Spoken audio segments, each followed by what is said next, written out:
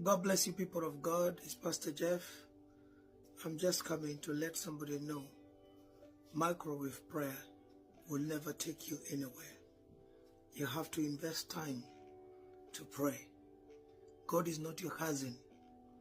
If you want to have intimacy with God, you must make time. You must invest.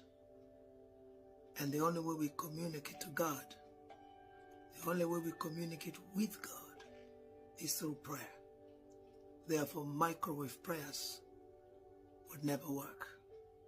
If you can invest time in your business, if you can invest time in your workplace, if you can invest time to be with your family, truly you can invest time to talk to your God. I said it and of it. God bless you, people of God.